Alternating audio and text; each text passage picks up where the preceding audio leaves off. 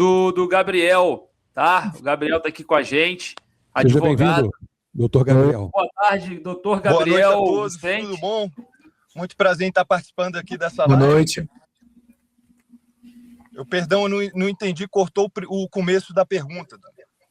Não, sim, a gente está aqui ao vivo aqui para mais de 2.200 pessoas e o torcedor está meio apreensivo, né? Você como vascaíno também deve estar. Tivemos algumas decisões, né, agora, decisões importantes acerca do agravo, né? Obviamente a gente está na esperança desse agravo. Linico, eu vou te pedir desculpa, cara, mas eu não estou conseguindo ouvir vocês. Fala alguém aí. Fala alguém apenas. Aí. Som, alô, som. Boa noite, doutor. Perfeito. É o meu áudio, tem que ser você. Vai lá, Fabrício. Então, doutor, a gente queria saber mais, né? A gente chegou a escutar, ver o seu vídeo, né, aqui na live. A gente gostaria de saber um pouco mais, porque uma coisa que me preocupou muito foi a questão do tempo, né? Que poderia demorar, porque tinha muitas pessoas falando que seria resolvido em 24, em 48 horas, e não é bem assim, né? E teve agora essa decisão, teve a carta do Lamáquia, teve também a decisão da Justiça. Se o senhor puder explicar mais um pouquinho esses últimos movimentos que tivemos hoje. Perfeito, Linique.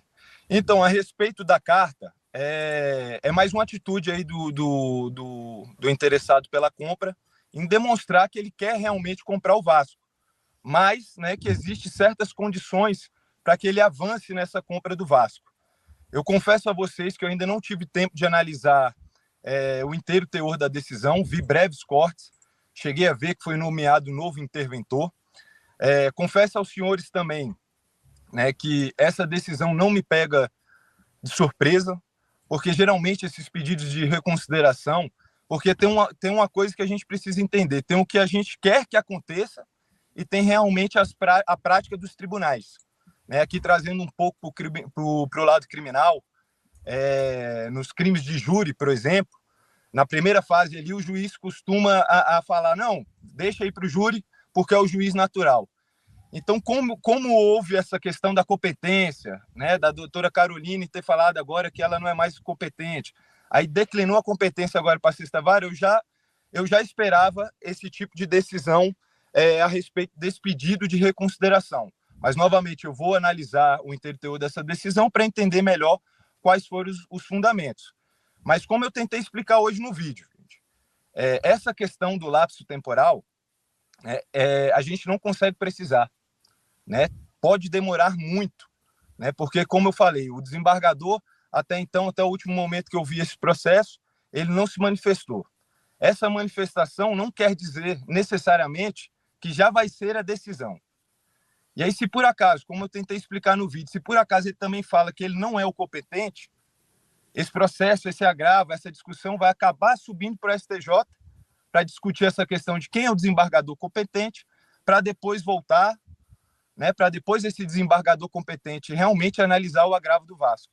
Enquanto isso, o tempo está correndo. Né? E aquela observação que eu fiz no vídeo, e que a juíza também parece que mencionou por alto pelo pequeno corte que eu vi, né, em que pese ela se contradizer um pouco. Mas assim, ela deixa claro também que o Vasco, as atividades do Vasco, elas não foram suspensas. O Vasco pode continuar com as atividades, né? Os executivos podem ir atrás de treinadores, de contratações, né? Então o Vasco tem toda essa faculdade para ir atrás, mas ela dizer também nessa decisão, né, que essa intervenção não interfere no andamento do Vasco é leviano, porque atrapalha, mas não congela, né, o andar do clube. Então é basicamente isso aí, pelo que eu pude analisar agora por alto.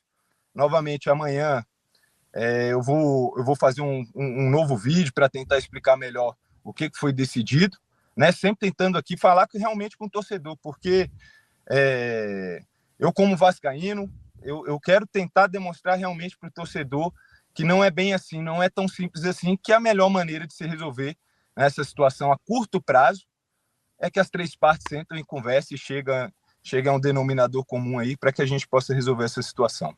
Doutor, o senhor me ouve? Escuto. Beleza. Doutor, deixa eu te fazer uma pergunta. O senhor falou em área criminal, estamos nessa esfera, essa esfera que estamos agora é civil, né? Empresarial. Empresarial.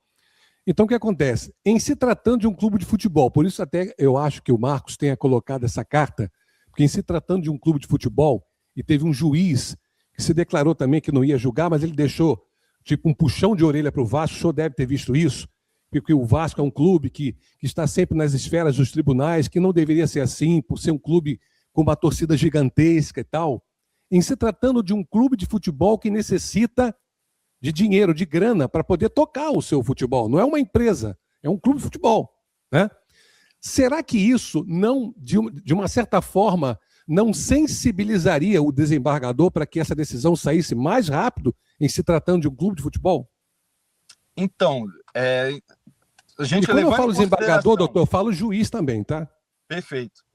A gente levando em consideração que a justiça é imparcial, né, a imparcialidade da justiça, ela não está vendo ali, né, ela obviamente tem que levar em consideração, mas não quer dizer que é porque o Vasco ela está né, tá dando uma canetada assim ou assado, né, digamos assim.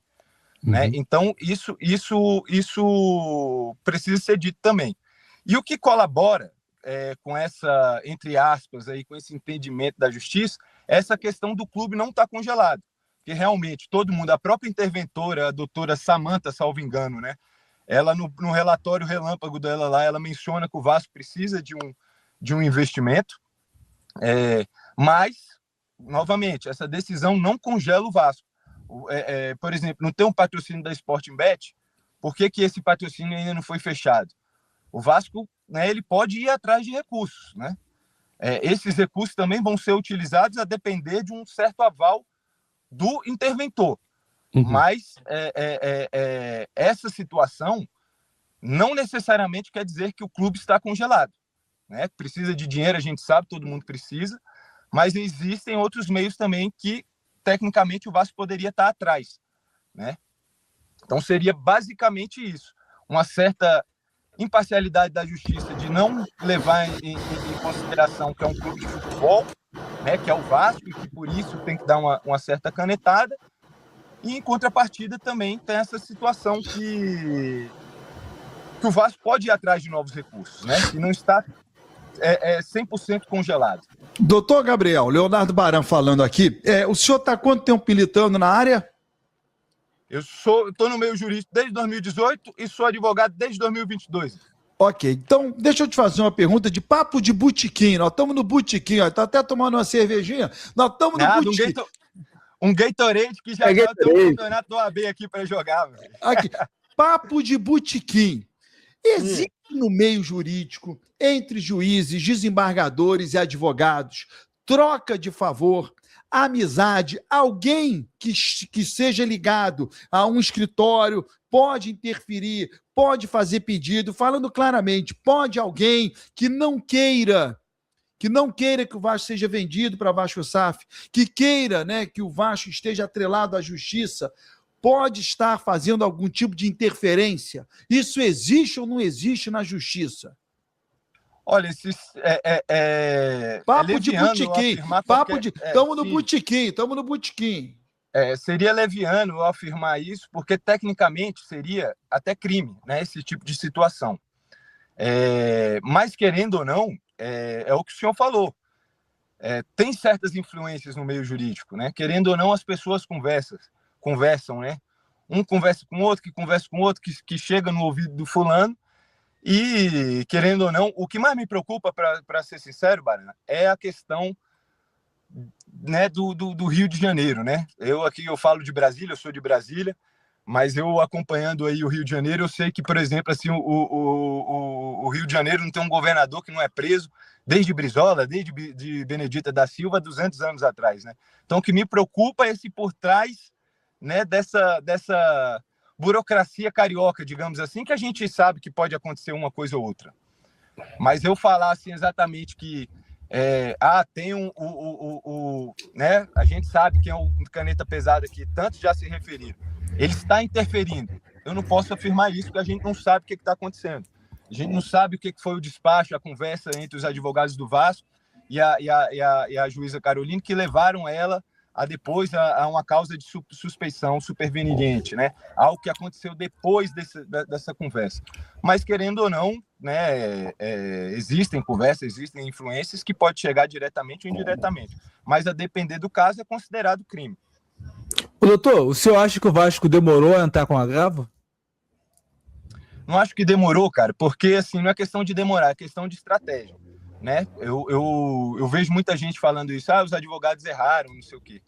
Mas das duas partes, tanto na 77 quanto os advogados do Vasco, são advogados gabaritados, são grandes escritórios que estão por trás dessa causa. Então, se eles entraram com agravo naquele momento, é porque alguma coisa foi pensada por trás. Infelizmente, não tem como a gente saber. Mas eu não acredito, sinceramente, naquela incompetência. Eu acredito que é uma estratégia processual. Ele não me escuta, tá, Bara? Você tem que dar o... Tá. O Lineker travou para mim. Tá, o Lineker vai fazer uma pergunta, você não está ouvindo o Lineker, mas eu vou repassar a pergunta. Só para saber, qual é o período que ele acha que pode se concluir o caso? Só isso, para a gente finalizar. Você acha que esse caso será concluído daqui a quanto tempo?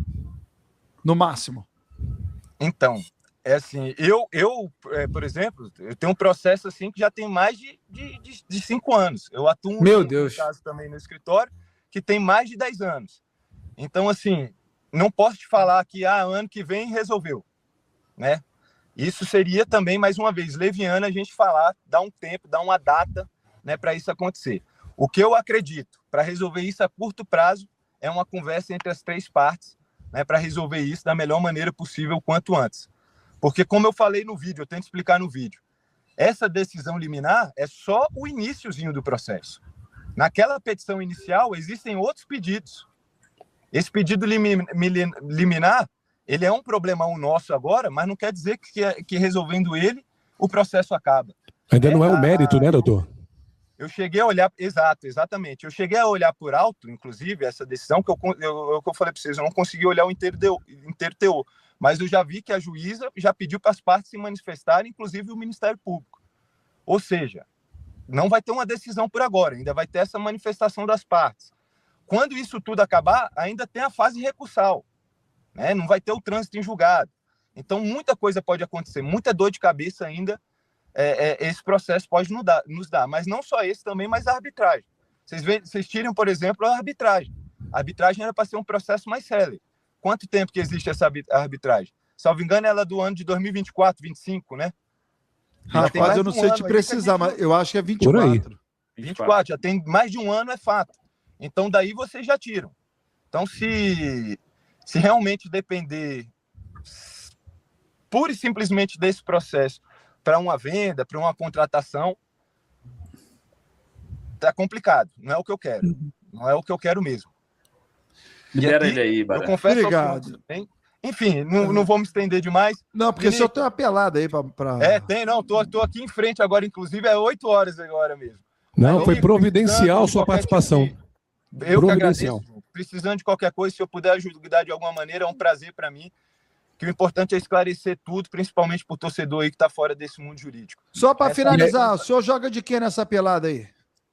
Cara, eu jogo de atacante. Marcar não é comigo. Opa! Estamos precisando do Vasco. Ali, quem sabe, viu? Vamos precisando de um goleador, hein? Vasco. Vai lá. Vai lá aí as redes sociais do advogado, ó. Eu não sou o Gabriel Peck, mas é um Gabriel, né? Vai que cola. Vai lá e faça o que o Hendrick não fez naquele lance ali, viu? Nem me fala. Que pesadelo, hein, mano? Um abraço, doutor. Um abraço, gente. Doutor, abraço. Precisando, estamos sempre aí. Você já tem minha rede social. Forte abraço. Obrigado, gente. doutor. Boa live para vocês. Bom trabalho. Obrigado. Tá aí, doutor Gabriel Vicente, né? Live espetacular hoje, hein? Bom esclarecimento. Advogado. Ligamos para o escritório do interventor.